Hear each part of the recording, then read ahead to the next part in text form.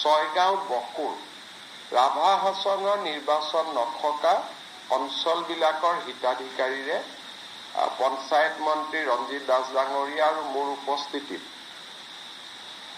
পঞ্চায়ত আৰু গ্ৰামোন্নয়ন বিভাগে প্ৰথম কিস্তিৰ ধন 3,80,000 হিতাধিকাৰীলৈকে বিতৰণ কৰিব।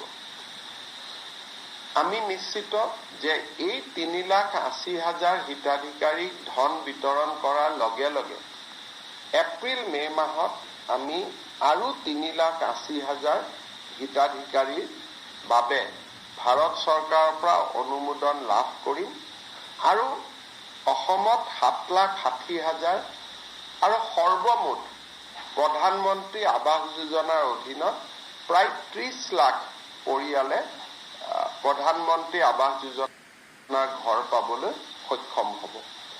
ইতিমধ্যে প্ৰায় 22 লাখ পৰিয়ালে ঘৰ পাইছে বা ঘৰ নিৰ্মাণৰ কাম চলি আছে। এতিয়া ইয়াত এটা নতুন প্ৰশ্ন সদায় থাকে যে বহুত দুখীয়া মানুহে কয় যে আমি ঘৰ পাবলৈ এতিয়াও বাকী আছো। অসমত 62 লাখ পৰিয়াল আছে। 62 লাখ পৰিয়ালৰ 30 লাখ পৰিয়ালে প্ৰধানমন্ত্ৰী আৱাস যোজনাৰ ঘৰ পোৱাৰ পিছত আমি ভাবো যে এতিয়াও 4-5 লাখ দৰিদ্ৰ লোকে ঘৰ পোৱাৰ প্ৰয়োজনীয়তা আছে। এই ঘৰ পাবৰ কাৰণে আমি প্ৰথম প্ৰক্ৰিয়াটো হ'ল যে মানুহজনৰ ঘৰটো যে কেঁচা ঘৰ তাক প্ৰমাণ কৰিবৰ কাৰণে এটা জিঅ' টেগিং কৰিব লাগে।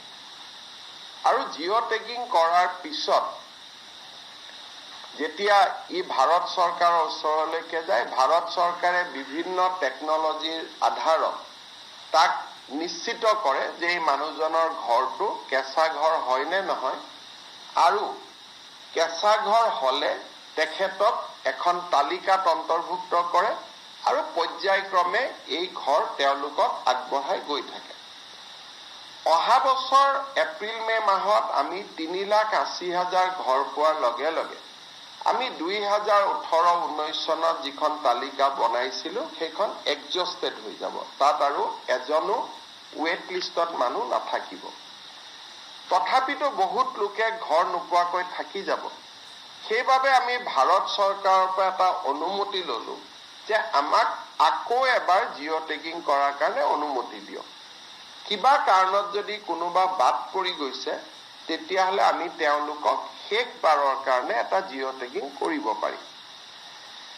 কিন্তু জিঅ' টেগিং কৰিলে সাধাৰণতে গাঁৱৰ মানুহে আমাক আপত্তি কৰে যে পঞ্চায়ত আৰু গ্ৰামোন্নয়ন বিভাগৰ কৰ্মচাৰীসকলে 25-30 হাজাৰ টকা দাবী কৰে আৰু তেওঁলোকক যদি টকা দিয়া নহয় তেওঁলোকে দৰিদ্ৰ দুখীয়া মানুহৰ ঘৰ জিঅ' টেগিং নকৰে। অভিযোগ কিমান সঁচা কিমান মিছা তাক আমি অনুসন্ধান কৰিব খোজা নাই, কাৰণ বহু অভিযোগ সঁচা হলেও তাৰ প্ৰমাণ নাথাকে, প্ৰমাণ নাথাকিলে চৰকাৰে ব্যৱস্থা ল'ব নোৱাৰে।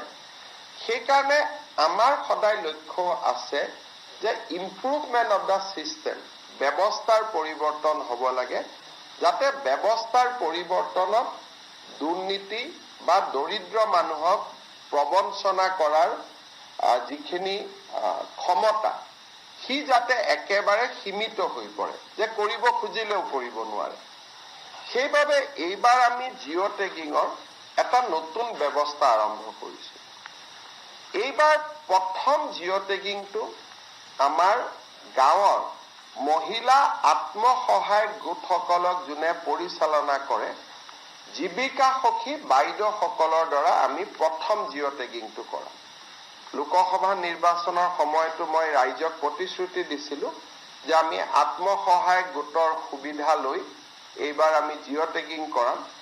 সেইকাৰণে আমি এইবাৰ নিয়ম কৰিছো যে গাঁৱৰ জিঅ' টেগিং প্ৰথম ডিপাৰ্টমেণ্টৰ কৰ্মচাৰীয়ে নকৰে, আমাৰ জীৱিকা সখী বাইদেউসকলে আত্মসহায়ক গোটসকলৰ পৰা উপযুক্ত সহায় লৈ তেওঁলোকে প্ৰথম জিঅ' টেগিংটো কৰিব।